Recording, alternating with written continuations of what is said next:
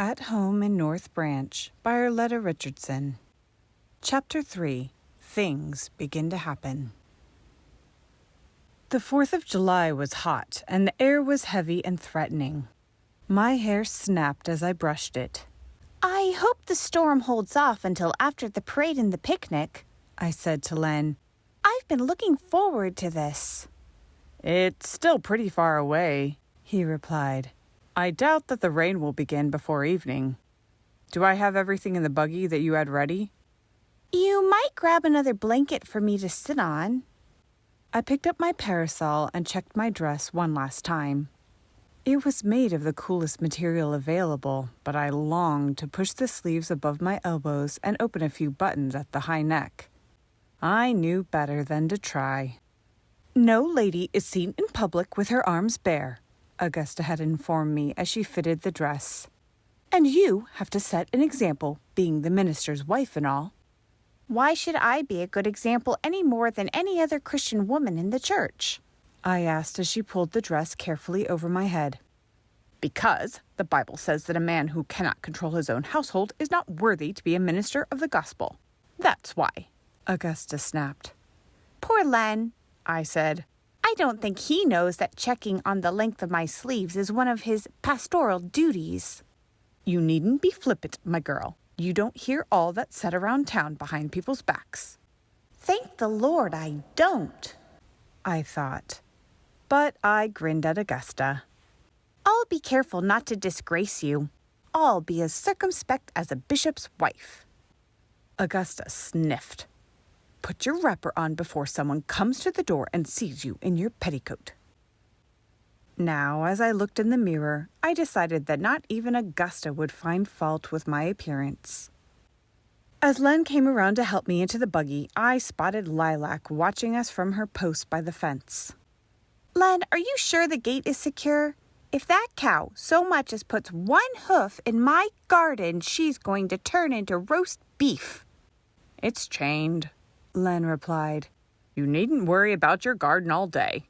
We'll just have fun." We picked up Thomas and Sarah Jane and headed for the town square, where it seemed that all of North Branch was turning out.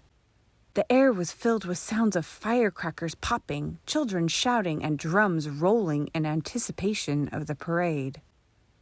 "If the atmosphere were any more festive, my ears couldn't stand it," Sarah Jane said. "Don't you love a parade?"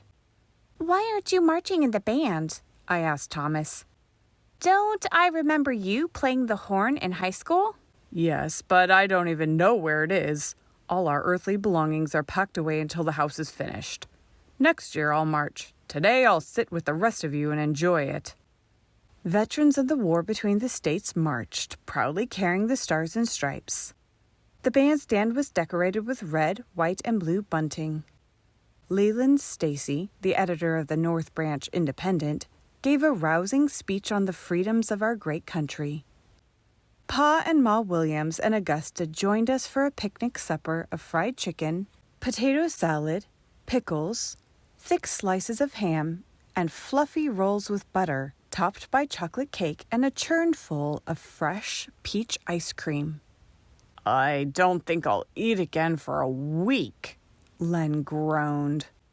"Remember that when you come in after chores in the morning and there's no breakfast on the table," I told him. As darkness fell, streaks of light flashed across the sky. "Heat lightning," Pa Williams said.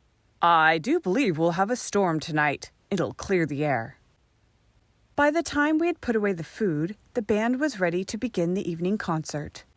Children joined their parents, and everyone settled back to enjoy the music. Sarah Jane poked me. "Mabel, that man is staring at you. Who is he?" I glanced in the direction she indicated. The man smiled and nodded, then looked away. "That's Roland Brewer," I said. "He's the new manager at the shingle mill." "He has a beautiful wife," Sarah Jane commented. "Why is he keeping an eye on you?" "Thanks a lot," I replied. "I don't mean that you aren't a beautiful woman. I just meant that he has one of his own and he shouldn't be eyeing someone else's. They don't come to church, do they?" The children are in Sunday school, but I've never seen the parents in church.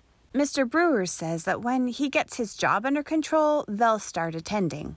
Roland Brewer rose and sauntered toward us. He took off his hat and bowed. "Good evening, Reverend and Mrs. Williams. It's good to see you again. I don't believe I've met your friends." Len got up and shook hands. "This is Thomas and Sarah Jane Charles," he said. "I think you know Augusta Harris and my parents." Mr. Brewer nodded and smiled pleasantly. "Yes, we've met.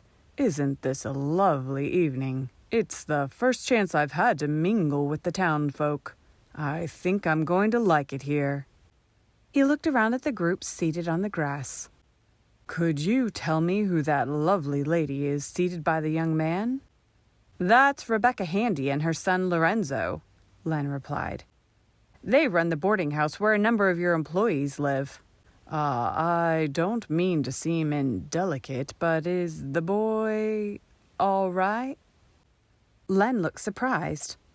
"Why, yes, of course. He is deaf and doesn't speak, but his mother has taught him to read and write, and he is very intelligent. He's capable of doing anything any other man can do." "I'm glad to hear that," Mr. Brewer said. "A widow lady would have a hard life supporting a child who could do nothing for himself. Well, it has been nice talking with you. We'll meet again, I'm sure." "Now what kind of skullduggery is he up to?" Augusta wondered as she watched Roland Brewer return to his family. "I think he'll bear watching." What makes you say that, Augusta? We don't even know the man. "Well, I know that I saw him going into Rebecca's boarding house the day before yesterday," Augusta retorted. "He knew who she was, and he knew Lorenzo couldn't hear, so why is he asking us?" "Just holding up his end of the conversation?" Sarah Jane suggested. "Though, I'll admit, another topic might have been more rewarding." As the concert continued, I pondered what Augusta had said. I think Augusta might be right this time, Len, I remarked on the way home. How did Roland know that Becky was a widow if he didn't know who she was? You didn't tell him that. I suppose he assumed that since there was no husband present, there was no husband, Len replied. I wouldn't suspect anything sinister. Sarah Jane is probably right. He was just making conversation. I let it drop. Toward the end of the month, Sarah Jane spent a day helping me can the early peas and beans. Len picked them for us early in the morning while we boiled the jars. At the end of the day, we surveyed the vegetables lined up on the table. That's enough food to take the whole county through the winter, Sarah Jane remarked as she pushed her hair back from her damp forehead. Where are we going to put it all? Half of it will go to your cellar as soon as your house is ready, I replied. In the meantime, we'll put it in ours. It does seem like a lot for two small families, doesn't it? Sarah Jane sat down and took her shoes off. It is a lot. With a start like this, I predict that we'll never eat a fresh vegetable again. Every year, we'll have to hurry and finish the canned ones, so we'll have room to put the next batch of canning. We never had that problem at home, and Ma put up fruit and vegetables every year. They always seem to be gone by the next summer. When Len came home for supper, he brought an invitation for an evening at the Graysons.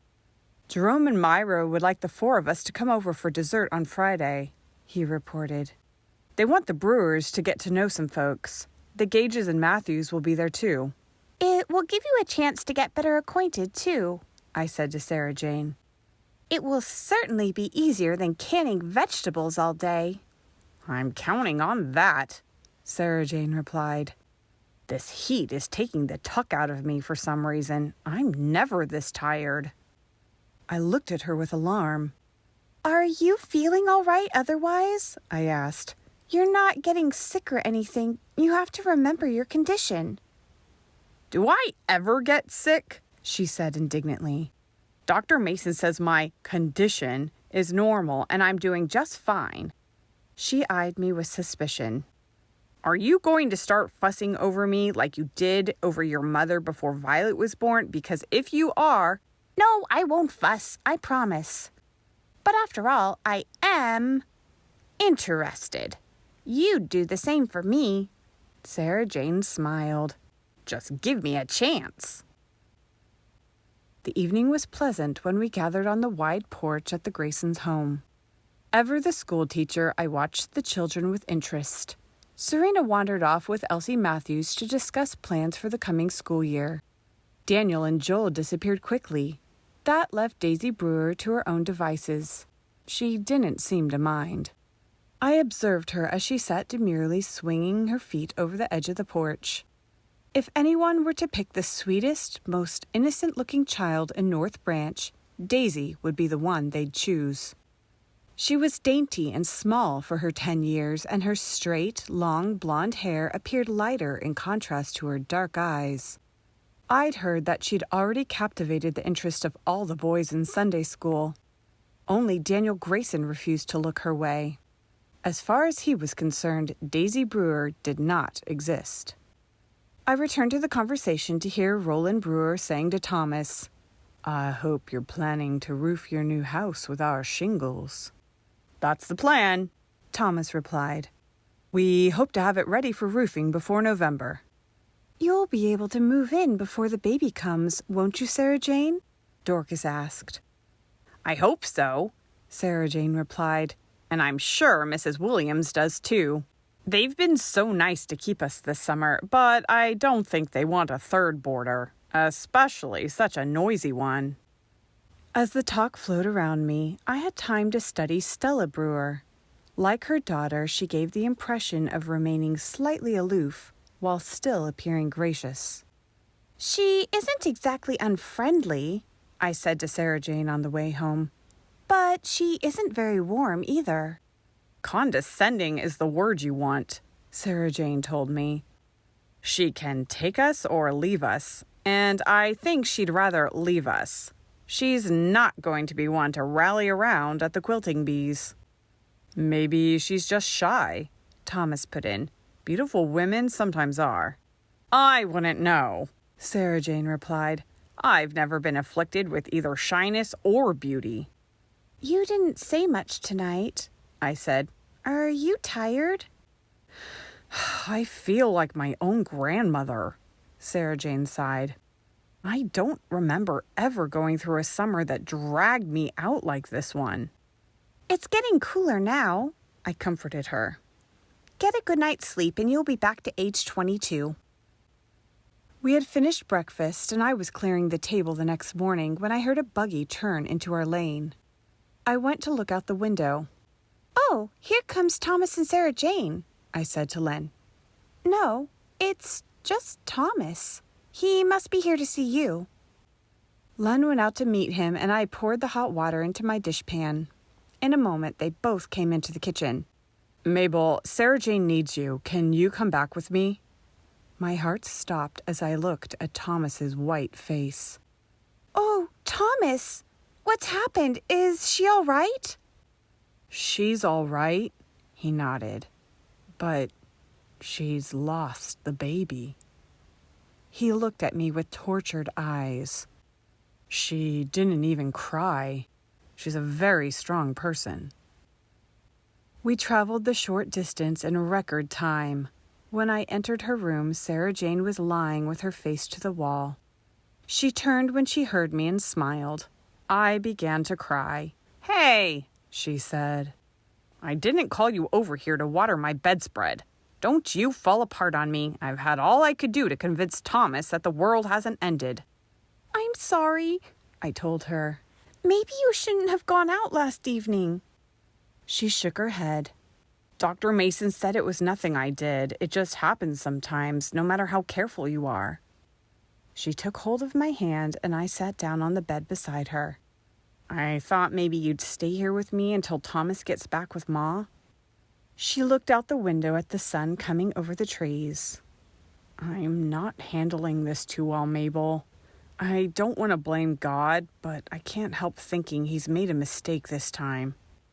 When I leaned over to brush her hair back, Sarah Jane burst into tears.